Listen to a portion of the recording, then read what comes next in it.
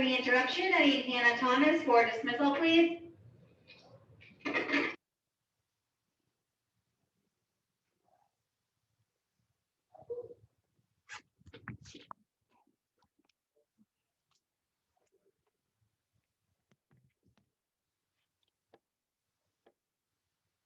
Mm-mm. Hello.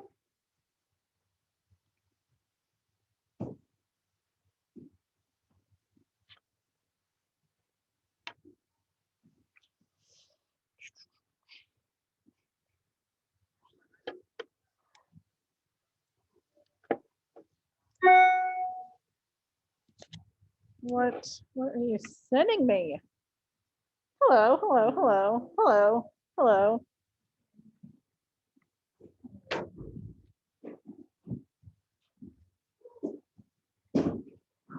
I don't even know what you're talking about.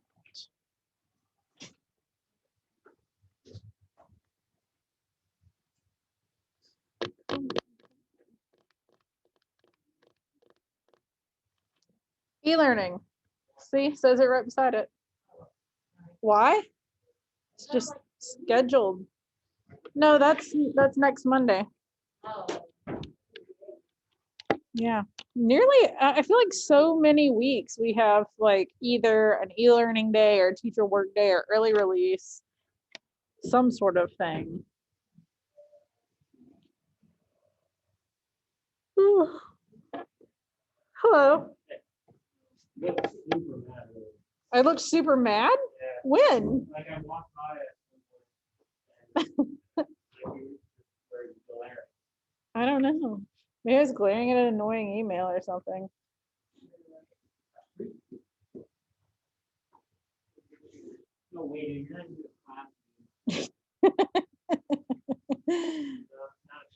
Only members of our class get to use these things. What class was that I just did? AP 2. Today's the 15th, 16th. I hope I've been writing the right date on everything.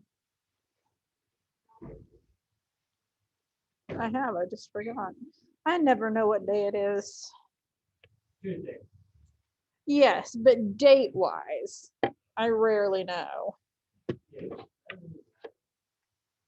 I mean, it's just numbers. True.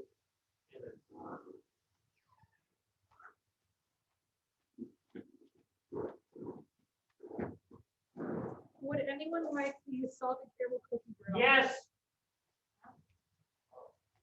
There's 2 in each one, so like you can actually break them up and share them. You're in this class. Yeah, you're in this class. They're like cookie brownies.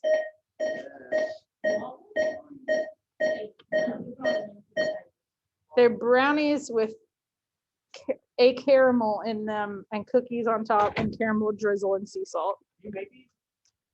Miss Cathan and I made them together. She brought some to Mr. Juper over the weekend. My screen is gross. And I need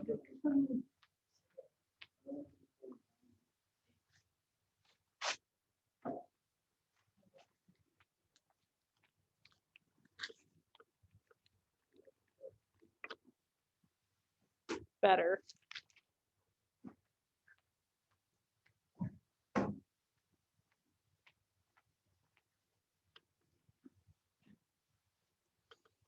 I only have Isaiah in here so far. Where is everyone? Isaiah, whose birthday is the 23rd, next Tuesday. Yeah, that's right.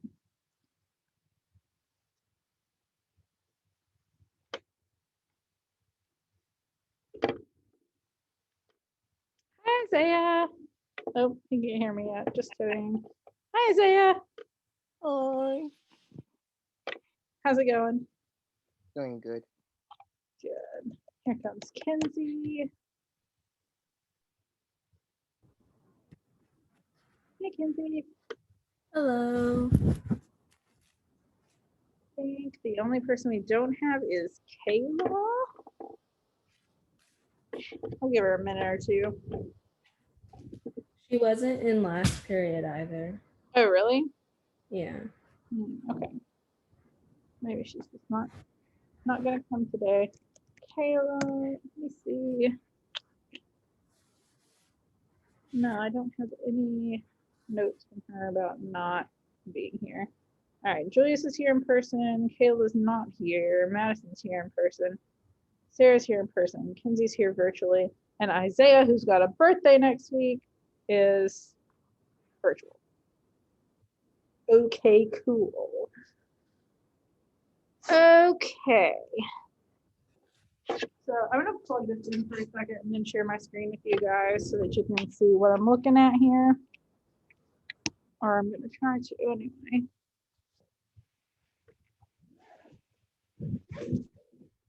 Yeah, good. Good. Hello. It's frozen up. Sorry, folks. It'll start working eventually. Curses.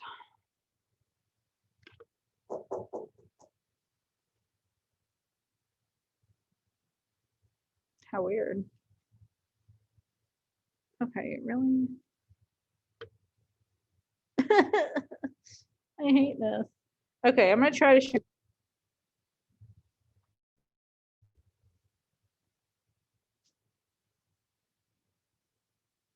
Oh my gosh, I did cut myself earlier. I cut myself on like a clamshell box, like a salad that came in a clamshell box. It's like a paper cut, but plastic. You know, it goes like this. They have a name? Yeah. Anytime the top folds into the bottom, that's a clamshell box. Like if there's a little tab, like most takeout boxes are clamshell boxes. But this one was made out of plastic, so it hurt real bad. Okay, so this is what I'm looking at, and those of you who were here last semester, this will look very familiar to you because I did the same thing. Although maybe it won't look very familiar because not everybody actually looked at this very often, which is unfortunate. Okay, so the weekly schedule that I wanted to establish is only going to work through our short story unit. And even then, it's kind of loose.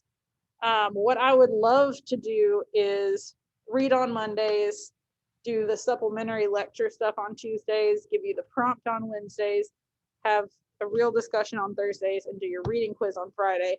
But because we have so many days that are like either no school at all or early release or e-learning or something, it just can't always work out that way.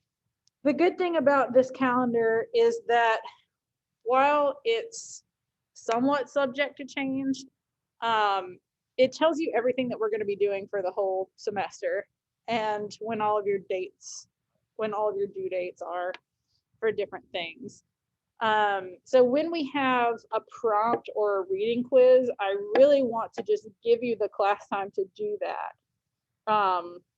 That's not always going to work out, but unfortunately, but you should, like, if that's not the case, then I'll give you more than one day to do it. Before we go any further, I also wanted to mention that, oh wait, where's the freaking thing? Oh, you know what? I didn't include this because I didn't really write anything from last week except for these two things, but let me go over here for a moment. Yes, I'm still here. We went through all of the questions in the intro to literature quiz the other day, but only about half of you did it. This is the one time I'm gonna do this. I'm gonna go in here and edit this. Wait, today's the 16th. Yeah? Okay, you're right. It's Tuesday night. This is part of the issue with me never knowing the dates because I thought the 16th had come and gone. All right. So no worries about that then. I'm not going to change anything. If you haven't finished it, finish it tonight. Okay, so whenever we have readings, rather than making you guys buy this gigantic book, if you can see that, I'm just going to post the stories and stuff in the announcement section.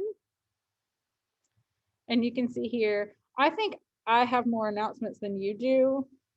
I hope so, because I have all the stuff that other people have posted, whoever made this course, but it says expired. So I assume it's gone for you guys. So the quiz that's due tomorrow, that's the one where It's not due tomorrow. I'll change it. What is it? Don't worry about that. I'll go through tomorrow and change all of the dates on everything. Because we haven't done Intro to Drama yet. So we're gonna read this story together today. A&P by John Updike, who is a well-known author. He wrote The Witches of Eastwick, which I haven't actually read, but I did see the movie, which stars Jack Nicholson and Cher. And it was pretty weird and good. I remember reading this book when I was in 11th grade in AP, actually. And I'm just going to open it up here so that we'll start it. I don't know if we'll be able to finish it or not, but if we don't finish it, you'll just need to read the rest of it on your own before class tomorrow. This was written in 1962, and I feel like that makes sense once you read it. Anybody want to read?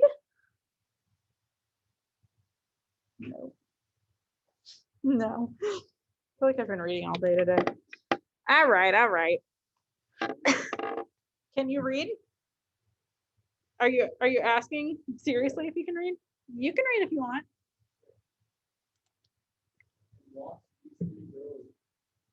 Can y'all hear him? You can't even hear him. Well, I'm not going to come back there because I don't know that this is going to be a fruitful thing to happen. It's fine. I'll do it. In walks these three girls in nothing but bathing suits. I'm in the third checkout slot with my back to the door, so I don't see them until they're over by the bread. The one that caught my eye first was the one in the plaid green two-piece. She was a chunky kid with a good tan and a sweet, broad, soft-looking can with those two crescents of white just under it, where the sun never seems to hit at the top of the backs of her legs. If I didn't know anything about this story, I'd 100% be like, man wrote this, I can tell. I stood there with my hand on the box of Hi-Ho crackers, trying to remember if I rang it up or not.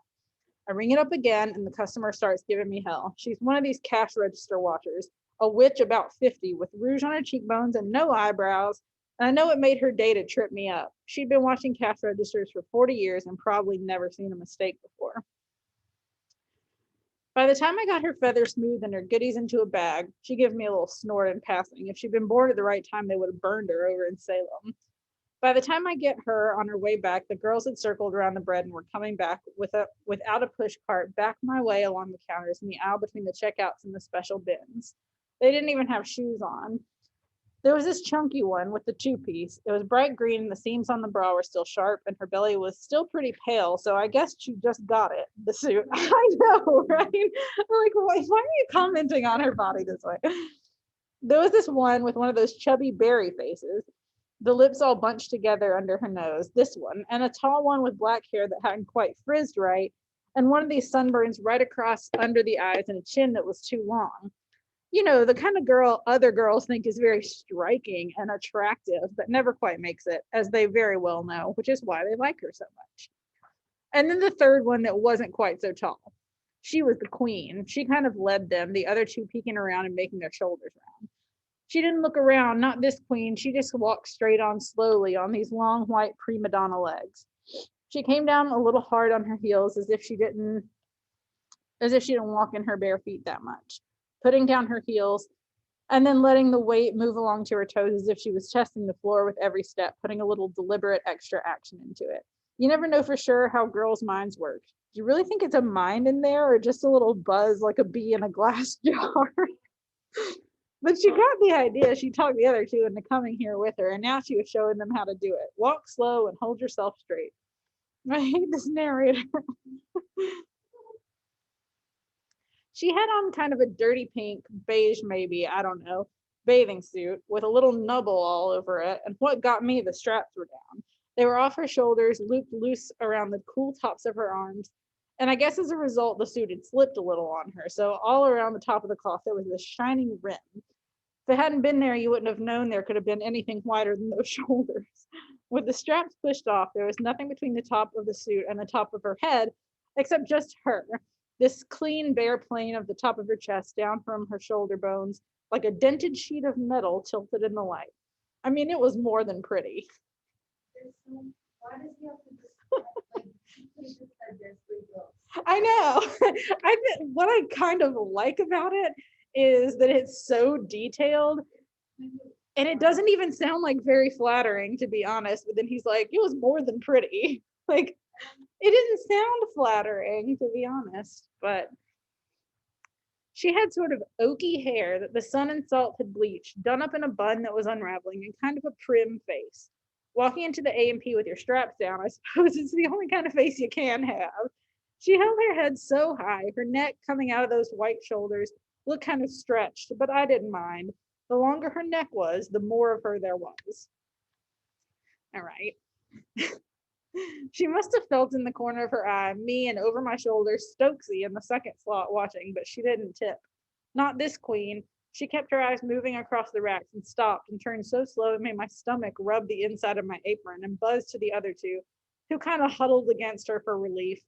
And they all 3 of them went up to the cat and dog food, breakfast cereal, macaroni, rice, raisin seasoning, spreads, spaghetti, soft drinks, crackers, and cookies aisle. This is clearly not a Publix. From the 3rd slot, I looked straight up this aisle to the meat counter and I watched them all the way. The fat one with the tan sort of fumbled with the cookies, but on second thought, she put the packages back. The sheep pushing their carts down the aisle. The girls were walking against the usual traffic. Not that we have one-way signs or anything. What is this, COVID? Were pretty hilarious. You could see them when Queenie's white shoulders dawned on them, kind of jerk or hop or hiccup, but their eyes snapped back to their own baskets and on they pushed. I bet you could set off dynamite in an A&P, and people would by and large keep reaching and checking oatmeal off of their lists and muttering, let me see, there was a 3rd thing, began with A, asparagus. No, yes, applesauce, or whatever it is they do mutter. But there was no doubt this jiggled them. A few house slaves and pin curlers even looked around after pushing their carts past to make sure what they had seen was correct. You know, it's one thing to have a girl in a bathing suit down on the beach, where what with the glare, nobody can look at each other much anyway. And another thing in the cool of the A&P under the fluorescent lights against all these stacked packages with her feet paddling along naked over our checkerboard green and cream rubber tile floor. Honestly, what bothers me is that she's going barefoot in the store. You can't get away with that these days. Huh? I feel weird saying this. I feel weird. Oh, Daddy, Stokesy said beside me, I feel so faint. So Stokesy is his friend that works with him. This is so, like, I feel like this is so 1960s, like the way that they talk about the girls and like calling your friends Stokesy and just everything about it feels very like 1950s and 60s to me. I feel so faint. Darling, I said, hold me tight. Stokesy's married with 2 babies chalked up on his fuselage already. But as far as I can tell, that's the only difference. He's 22 and I was 19 this April. Is it done? He asks the responsible married man, finding his voice. I forgot to say he thinks he's going to be manager some sunny day, maybe in 1990 when it's called the Great Alexandrov and Petrushki Tea Company or something. What he meant was, our town is 5 miles from a beach with a big summer colony out on the point, but we're right in the middle of town. And the women generally put on a shirt or shorts or something before they get out of the car into the streets. And anyway, these are usually women with 6 children and varicose veins mapping their legs, and nobody, including them, could care less. As I say, we're right in the middle of town. If you stand at our front doors, you can see 2 banks and the Congregational Church and the newspaper store and 3 real estate offices, and about 27 old freeloaders tearing up Central Street because the sewer broke again. It's not as if we're on the Cape. We're north of Boston, and there's people in this town who haven't seen the ocean for 20 years. The girls had reached the meat counter and were asking McMahon something. He pointed, they pointed, and they shuffled out of sight behind a pyramid of Diet Delight peaches. All that was left for us to see was old McMahon patting his mouth and looking after them, sizing up their joints. Poor kids, I began to feel sorry for them. Now they couldn't help it. Sorry, one moment. Now comes the sad part of the story. At least my family says it's sad, but I don't think it's sad myself. The store is pretty empty, it being Thursday afternoon. So there's nothing much to do except lean on the register and wait for the girls to show up again. The whole store was like a pinball machine, and I didn't know which tunnel they'd come out of. After a while, they come around out of the far aisle, around the light bulbs, records at discount of the Caribbean Six or Tony Martin Sings or some such gunky wonder they waste the wax on. 6 packs of candy bars and plastic toys done up in cellophane that fall apart when a kid looks at them anyway. Around they come, Queenie still leading the way and holding a little gray jar in her hand. Slots 3 through 7 are unmanned, and I could see her wondering between Stokes and me. But Stokesy, with his usual luck, draws an old party in baggy gray pants who stumbles up with 4 giant cans of pineapple juice. What do these bums do with all that pineapple juice? I've often asked myself. So the girls come to me. Queenie puts down the jar, and I take it into my fingers, icy cold.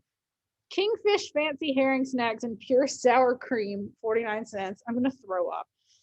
Now her hands are empty. That's gross. That's so gross. Herring snacks in sour cream? Why would that be a thing? Ugh. Now her hands are empty, not a ring or a bracelet, bare as God made them, and I wonder where the money's coming from. Still with that prim look, she lifts a folded dollar bill out of the hollow at the center of her nubbled pink top. The jar went heavy in my hand. Really, I thought that was so cute. Then everybody's luck begins to run out. Lingle comes in from haggling with a truck full of cabbages on the lot and is about to scuttle into that door marked manager, behind which he hides all day when the girls touch his eye. Lingle's pretty dreary, teaches Sunday school and the rest, but he doesn't miss that much. He comes over and says, "Girls, this isn't the beach." Queenie blushes, though maybe it's just a brush of sunburn I was noticing for the first time, now that she was so close. My mother asked me to pick up a jar of herring snacks. Her voice kind of startled me the way voices do when you see people first, coming out so flat and dumb, yet kind of tony too, the way it ticked over pickup and snacks. All of a sudden, I slid right down her voice into her living room.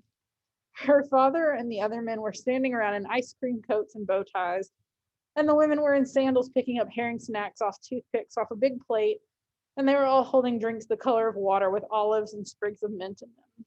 When my parents have somebody over, they get lemonade. If it's a real racy affair, Schlitz and tall glasses with "they'll do it every time" cartoons stenciled on. This is so specific. "That's all right," Lingle said, "but this isn't the beach." His repeating this struck me as funny, as if it had just occurred to him, and he'd been thinking all these years the AMP was a great big dune and he was the head lifeguard. He didn't like my smiling. As I say, he doesn't miss much, but he concentrates on giving the girls that sad Sunday school superintendent stare.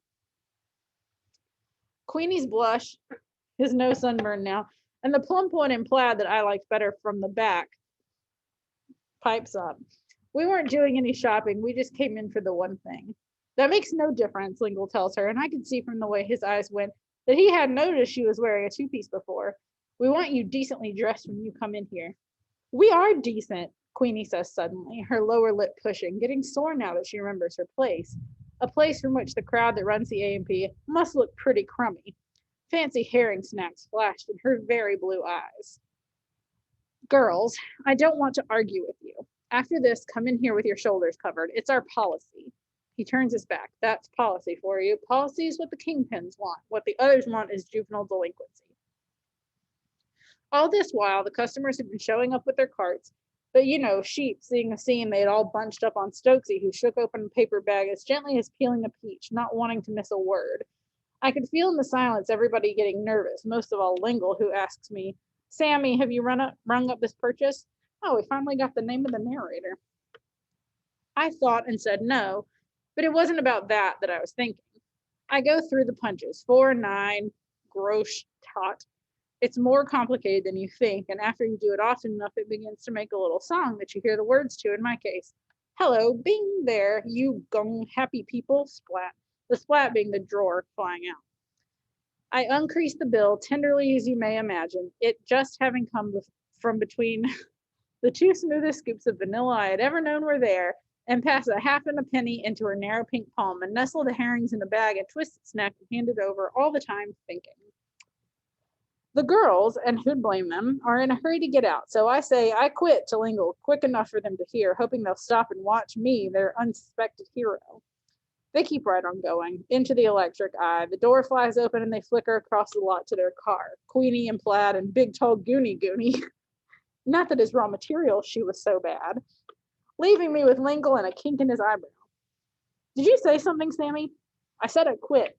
I thought you did. You didn't have to embarrass them. It was they who were embarrassing us. I started to say something that came out fiddle-de-doo. It's a saying of my grandmother's, and I know she would have been pleased. I don't think you know what you're saying, Lingle said. I know you don't, I said, but I do. I pull the bow at the back of my apron and start shrugging it off my shoulders. A couple customers that have been heading for my slot begin to knock against each other like scared pigs in a chute. Lingle sighs and begins to look very patient and old and gray. He's been a friend of my parents for years. Sammy, you don't want to do this to your mom and dad, he tells me. It's true, I don't. But it seems to me that once you begin a gesture, it's fatal not to go through with it. I fold the apron, Sammy stitched in red, on the pocket and put it on the counter and drop the bow tie on top of it. The bow tie is theirs if you've ever wondered. You'll feel this for the rest of your life, Lingle says, and I know that's true too, but remembering how he made that pretty girl blush makes me so scrunchy inside. I punch the no sale tab and the machine whirs people and the drawer splats out. One advantage to this scene taking place in summer, I can follow this up with a clean exit. There's no fumbling around getting your coat and galoshes. I just saunter into the electric eye in my white shirt that my mother ironed the night before, and the door heaves itself open, and outside the sunshine is skating around on the asphalt. I look around for my girls, but they're gone, of course. There wasn't anybody but some young married screaming with her children about some candy they didn't get by the door of a powder blue Falcon station wagon. Looking back in the big windows over the bags of peat moss and aluminum lawn furniture stacked up on the pavement, I could see Lingle in my place in the slot, checking the sheet through.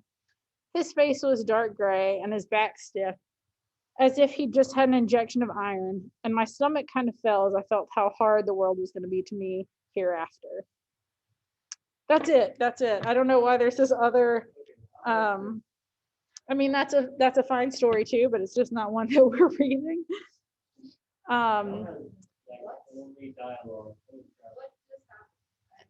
Yeah, like not much actually happens in this story. It's like, yes, Thomas? Okay.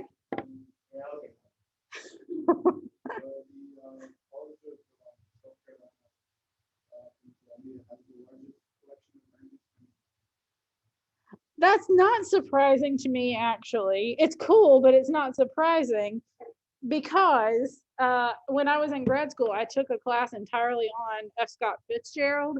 And at the end of it, we got to go to USC and go to this particular room they have that's got all of this original F. Scott Fitzgerald stuff and like some of his wife's paintings and all that stuff. And they were BFFs. So actually, they're kind of like frenemies. But I love them both. And Ernest Hemingway, this is typical of him, all this dialogue. Y'all remember that story we read about the abortion? That was like, they didn't actually say the word abortion ever, but they were like, Oh, yeah. do you want me to do it? I want you to do it if you want to do it. And it, like the whole thing is just like, let's have another drink. That's pretty standard. It is weird, but that's also pretty standard Hemingway.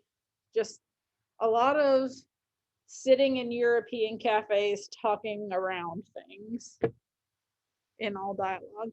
What does happen in this story? We're not going to get too deep into it today, but like, why write this story?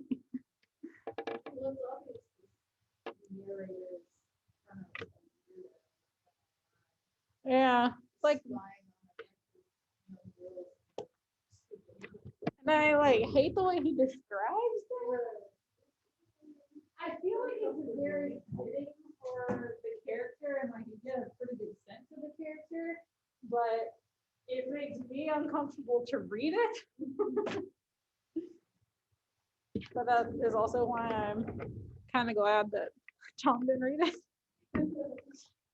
Might make me even more uncomfortable. I said it's uncomfortable to read some of those descriptions. It makes me uncomfortable, so I'm probably glad that you didn't read them. Because weird. I don't know. There's a few. I mean, there are worse ways to describe people, but it's just like, ugh. But I feel like you really get a sense of this 19-year-old in the early 60s, and like the tone is really clear. I feel like it's just, I don't know. The writing is weird, but I feel like it's good. Like the writing is good. If this is a 40-year-old man, I'm gonna be so upset. Let's see. What was the thing I was gonna mention? Oh, just the fact that I feel like it kind of just stops. Like the whole story is built around these girls and him like witnessing them, and then he goes out, he quits his job and goes after them, and they're not there, and then he's like, life's gonna suck now.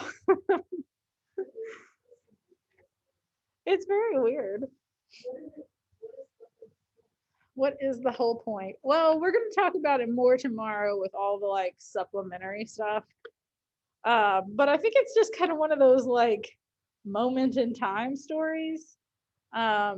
It's it feels it feels almost like a coming of age story, but he doesn't actually come of age. Or like I feel like this could be an excerpt from a coming of age story, just with the way he's like recognizing girls and like making a decision about his job, but it just doesn't completely pan out the rest of the way. However, we still have plenty of time in class left, which is good because I had not realized when I opened this up, I was like, wow, 7 pages, both columns of 7 pages. I didn't remember the story being that long, and it wasn't. But I want to give you guys the rest of the class to get the quiz done. If you've already done it, then you're just in luck and you get to hang out or take a nap or whatever. That's due today. Sorry, say it again, Kinsey. Like the quiz that's due today. Yes. Okay, cool. Yeah. And that's what I was confused about. I definitely thought it was due last night, but that's my fault.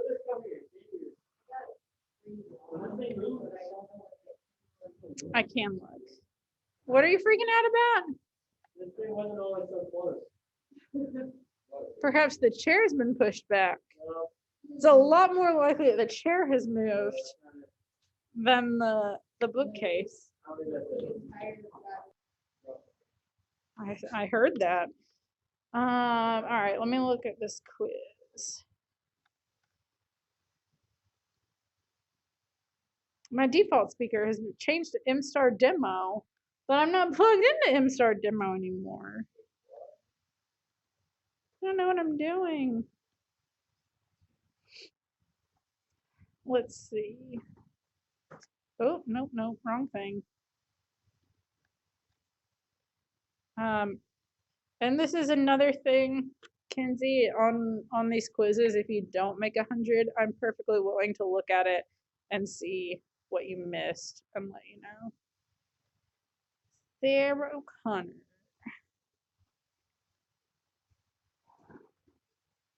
Let's see here.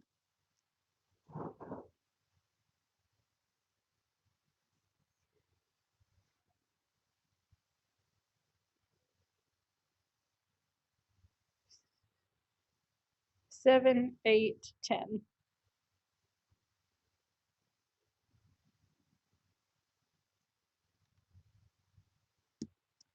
You guys, if y'all are both done with the quiz, you can certainly feel free to leave and enjoy the rest of your afternoon. What are we doing tomorrow? We're going to do the lecture tomorrow, and we're going to do,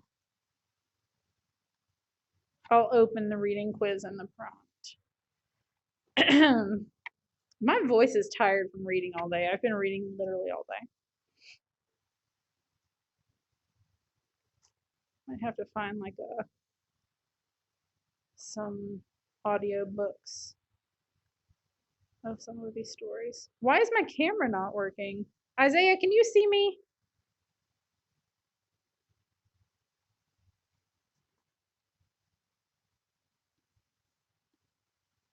Weird.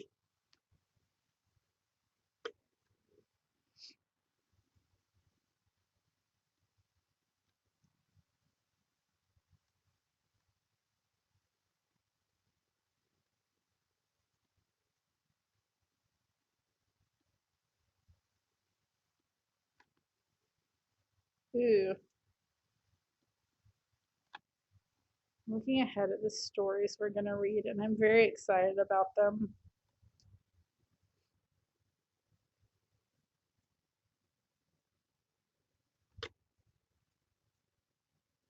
Hmm.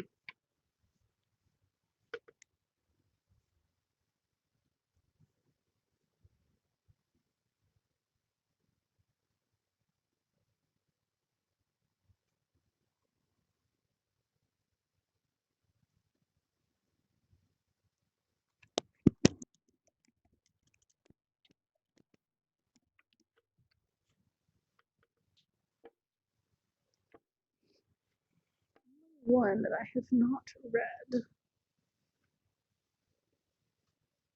Can I? Yes, I can.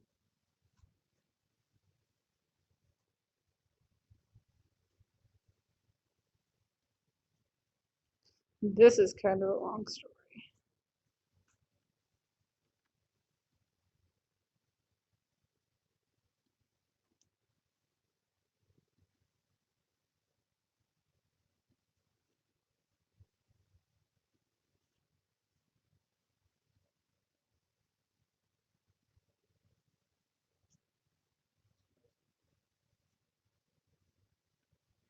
Hmm.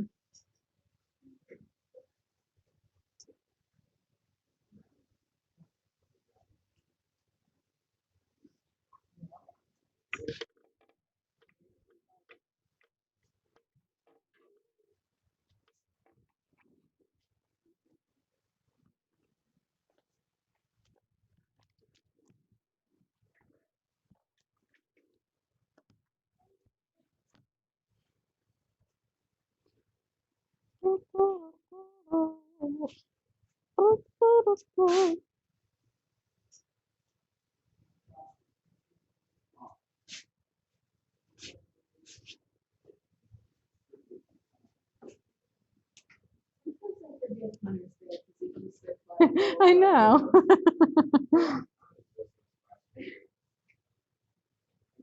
You're like a half presence.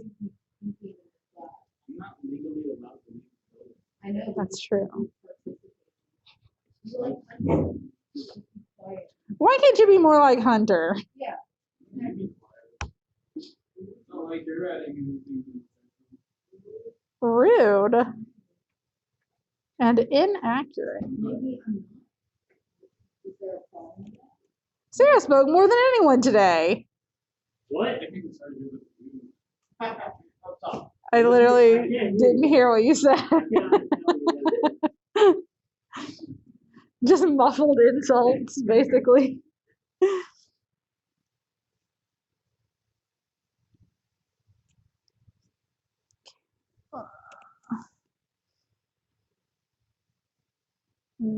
Oh, I guess I need to email Kayla and tell her to read. Kenzie 10 Madison Ooh, well, I've only put in one grade and everyone is doing so well.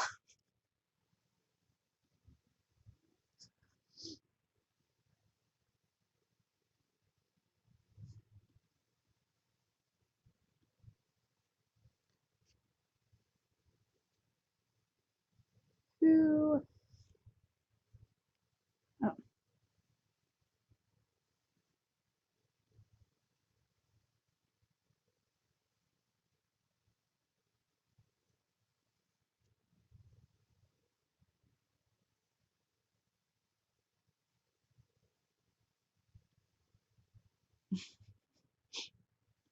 That first assignment, the pets thing, was the easiest thing in the world.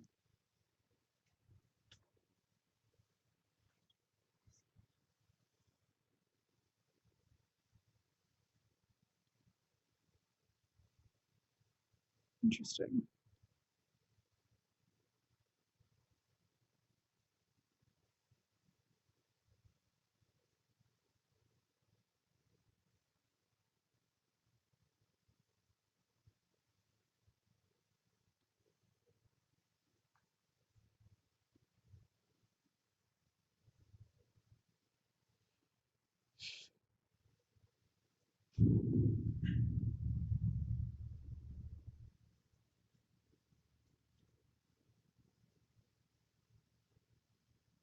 Hmm.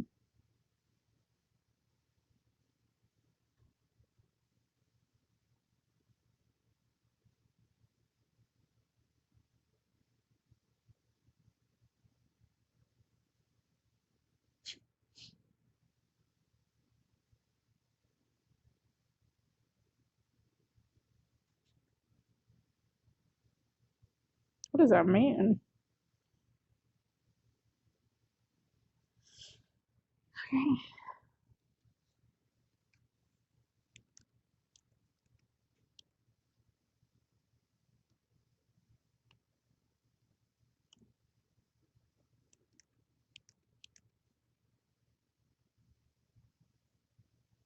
Wait, this is not right. I'm so sorry if you're someone who checks their Power School a lot because something is very wrong with it. I see.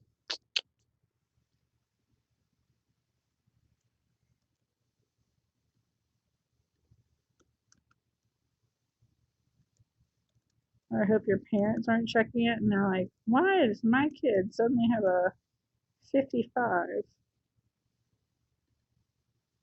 There we go.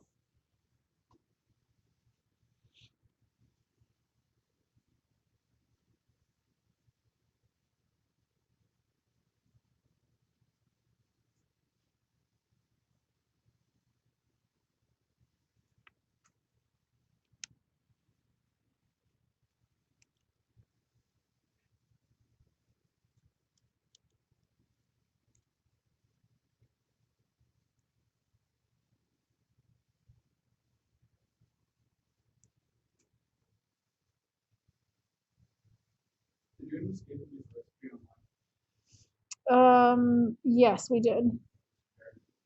Thank you. I'm so glad. It was very easy.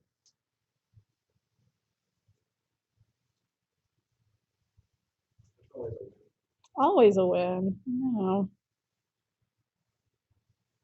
it doesn't always work out that way.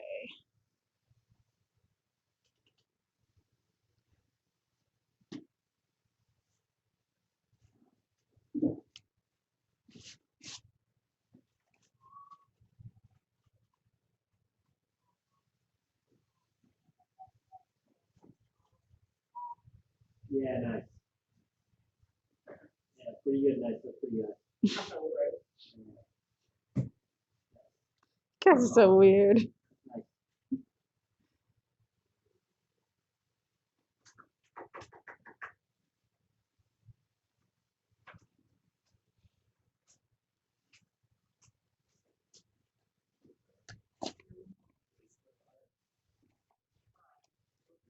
Sarah, I've already eaten way too many of these, but I'm very glad to have them.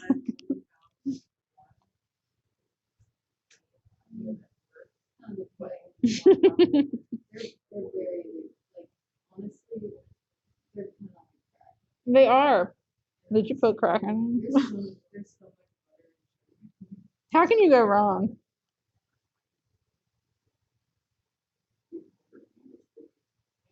Among Us? No way. Is that still a thing? Unfortunately. They put it on the Nintendo. What? I mean, like, I still don't really understand it, but I just haven't heard anybody talk about it in a while. I don't know, I don't like that game. It's too stressful. I don't even know. Stresses me out. Like, I don't get it. Like, I'll just, like, I just try to do the task. Like, I don't even care. Then I get killed while I'm trying to do my task. Yeah, I'm just trying to do it. It feels like Monday. Like, having an extra day was so strange.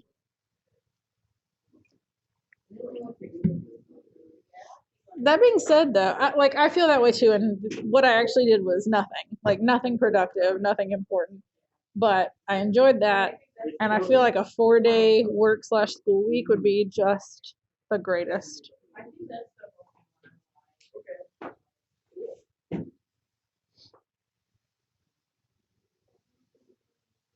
Literally, I finally come to the gate that just now, and I can sleep at night, but I can't close the game on something.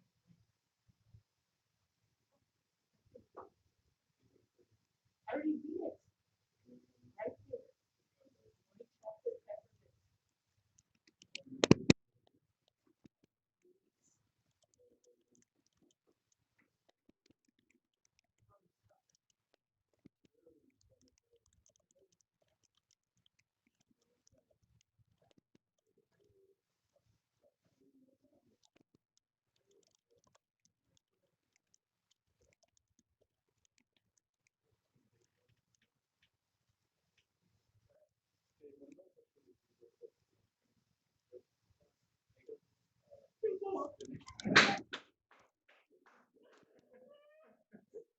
Oh, God.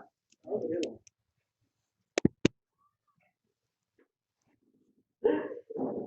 Jesus. I mean, I got there pretty good. What, the game over? What the? My goodness, why is that What the necessary? frick was that for? You've already used that insult on me, Matt. When? A while ago. I know that because every single time That's that how I know it. every single time that I Don't remember. because every single time that I put my pillow, I'm like, oh no, it's gonna be boring. Wait, what? It was like a while ago, Madison was like, go bed, go set the pillow. And then now every single time that I'm like trying to go to sleep, I flip over my pillow. I'm always like, what if it's warm? The other side of it. Oh no, I got the wrong button. You should check out that. Wait, what? CHON? Oh, the band? Okay. They don't have a.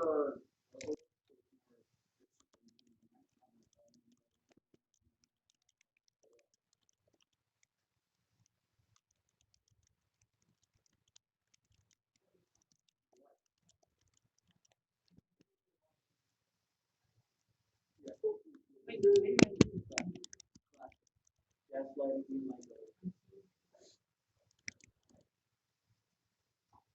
hear.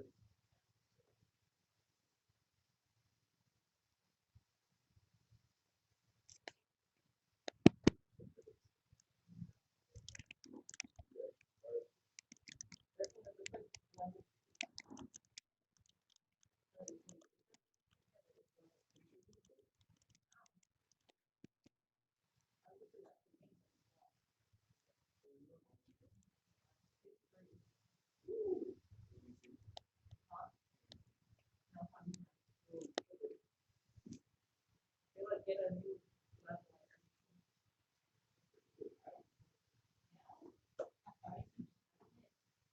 I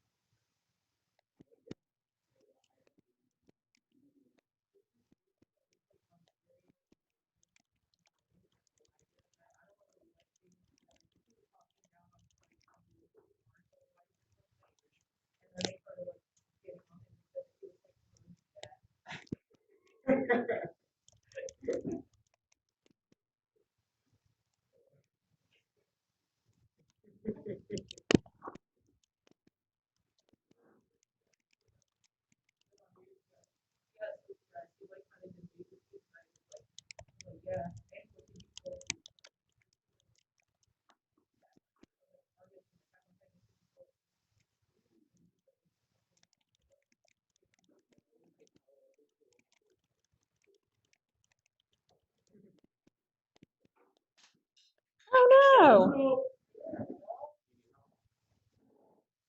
Wish I had a broom for you. That'd be so easy. I don't think so. I don't think. I mean, like the custodian probably has one, but No, no, no. And then there were 8 other times where I was like, have to hold back tears. And that was the first time I cried.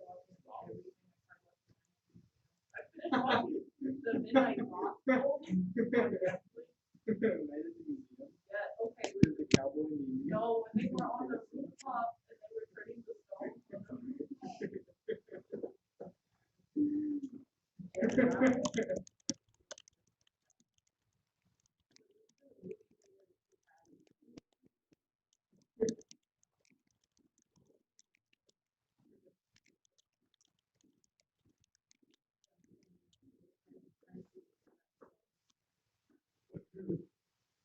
I would have beat that life in the museum because of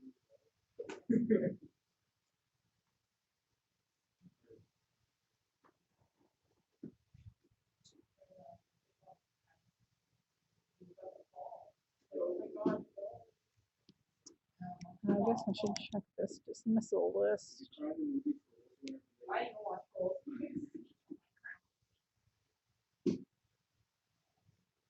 Did you cry in the movie Trolls whenever the girls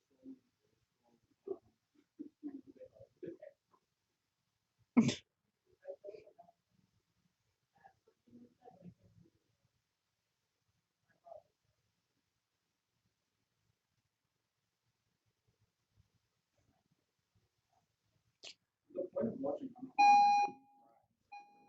Madison, your ride's here.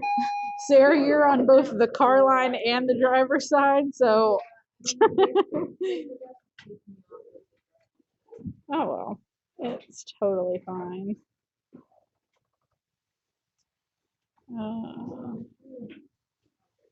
Wow, I don't know so many of these kids. Bye.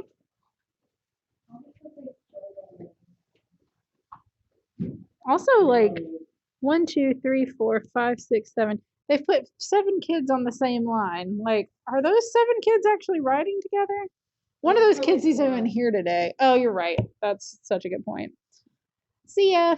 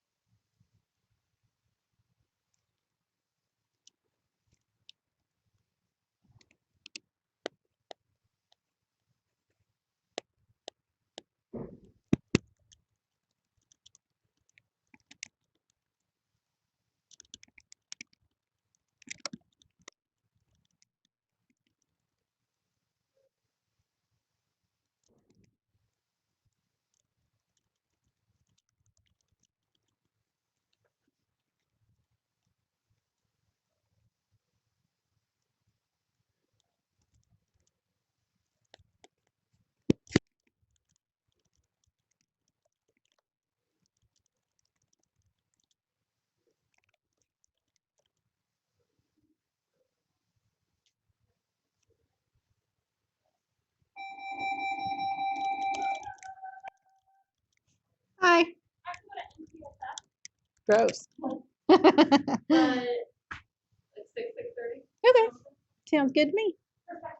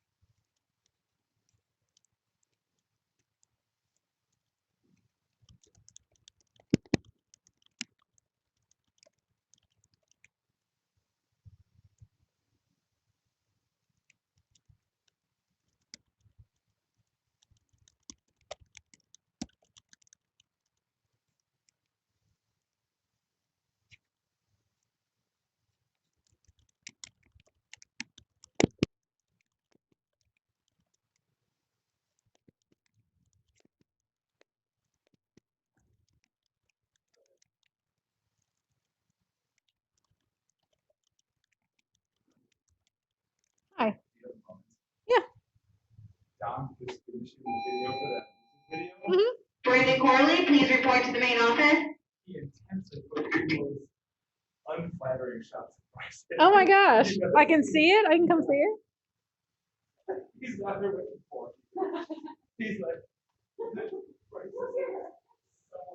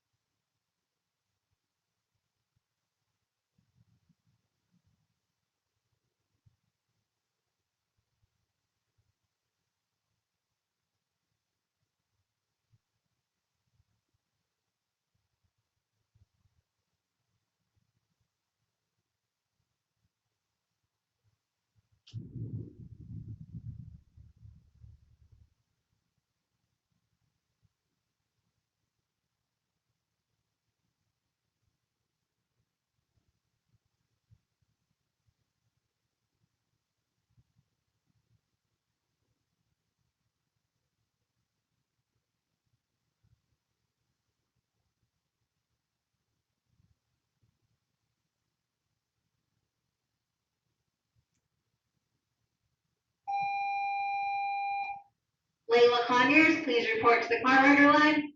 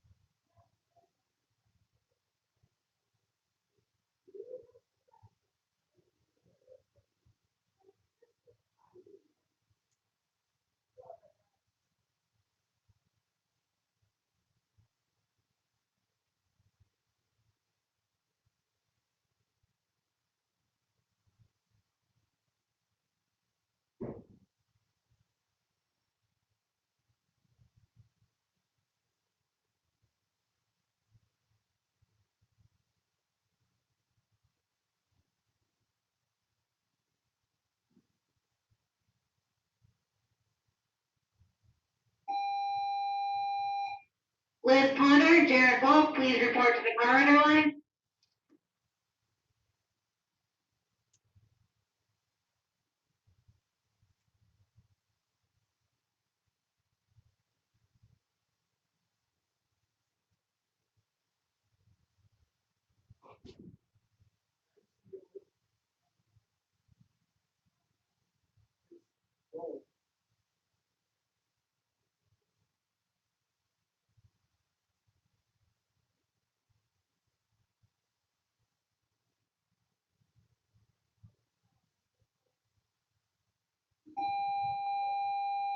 Lily Lyden, please report to the car rental line.